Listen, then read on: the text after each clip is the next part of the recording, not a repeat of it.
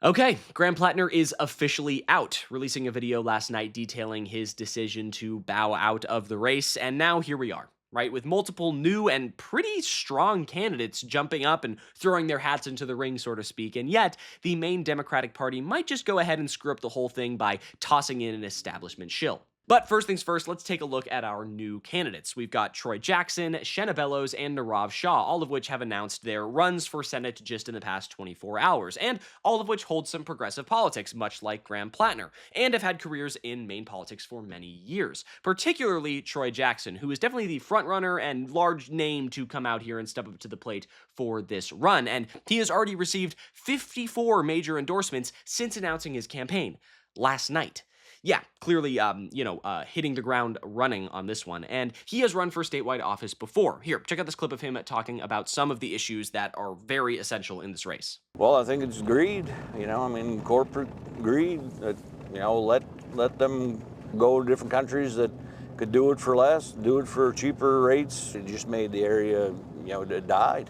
I'm mad at the government. I'm mad at the Democrats. I'm mad at the Republicans. This state could have been doing a lot better. I mean, there's no doubt that people feel like they've been abandoned by the federal and state government. They have been. I mean, I'm sure of too. I feel that way. I believe that the Democratic Party has to become more pro-labor. They've gotten away from labor. We need to become the economic labor party that we were intended to be.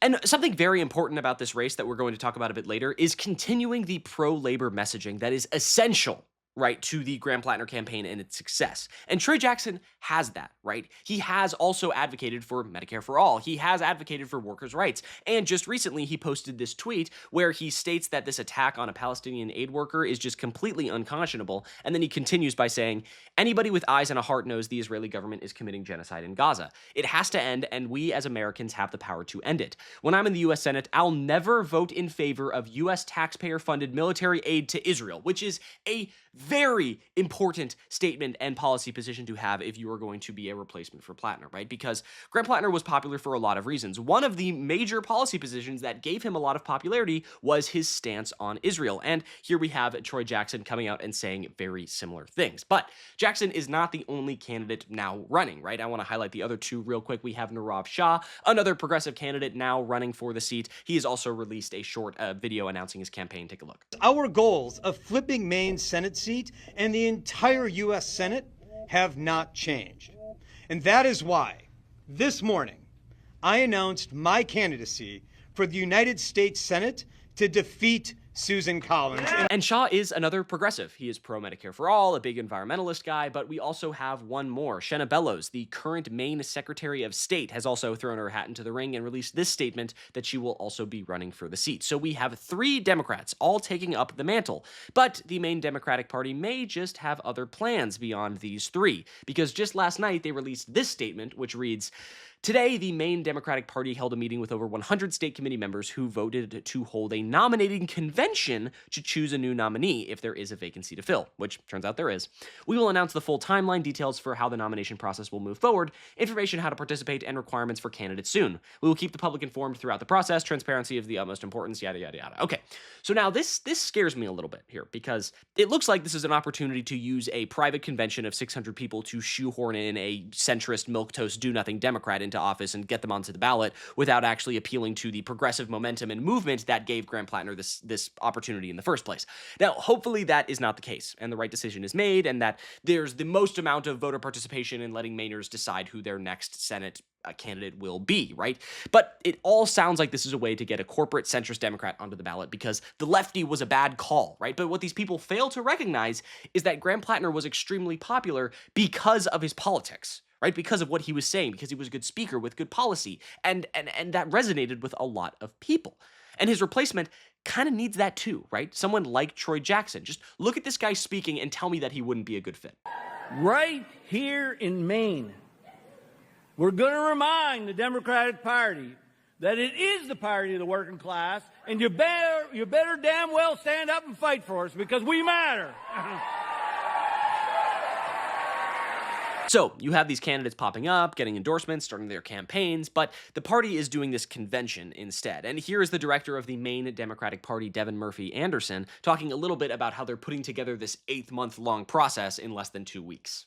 So we need to submit our new nominee's name by 5 p.m. on July 27th to the Secretary of State. So in the next less than 2 weeks, we need to put together what we typically have a full professional team do in 6 to 8 months. Are you taking any guidance or consultations with Chuck Schumer or the Democratic Senate Campaign Committee in Washington, D.C., what Graham Plattner tonight was referring to as the Democratic establishment? Again, us Mainers are very attached to our independence. We are completely in charge of running our own process. So, I mean, she says here that there will be no outside pressure or insight, and that's good. That's good. I am glad to hear it. But this whole situation is still kind of shaky and funky, right? Like, in general, this situation is just shit. But if I know one thing about the Democratic Party is that they love to snatch defeat right out of the jaws of victory. And I mean it that way. Speaking about that, here is Hassan Piker reacting to the news of the Maine Democratic Party going with this convention approach. The Maine Democratic Senate Committee overwhelmingly voted in favor of 600-plus person nominating convention to replace Graham Plattner. DSC has had a long emergency meeting Wednesday and then took...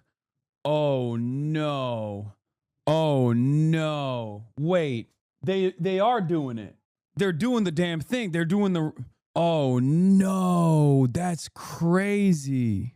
Oh my God, it's Mamala time. Oh my God, it's Mamala Harris. Talk about a fucking party that never learns this goddamn lesson, bro. And Hassan Piker is not alone in thinking that we must replace Plattner with another progressive, right? That is essential in this race. Here is Joy Reid talking about the same thing. Progressives picked Plattner. So you need to replace him with somebody who is ideologically the same. Because that is what was decided. The people of Maine, the Democratic voters of Maine said, we want a progressive.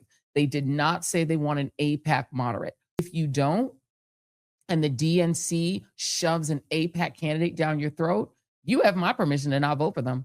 Exactly. And on top of all of this, right, all of this bullshit about the race and who's going to replace Plattner and all these people jumping doing the convention, on top of all of that, you have these people like Neera Tanden making this one moment reflect the entirety of the left in America and making this, tying this to other candidates like Abdul El-Sayed, which is complete and utter bullshit. Just take a look at the statement right here. She says, if I was the El-Sayed campaign, I probably wouldn't want to be associated with Plattner's advisors' previous push for Plattner as a future president, given that it sounds grotesque today.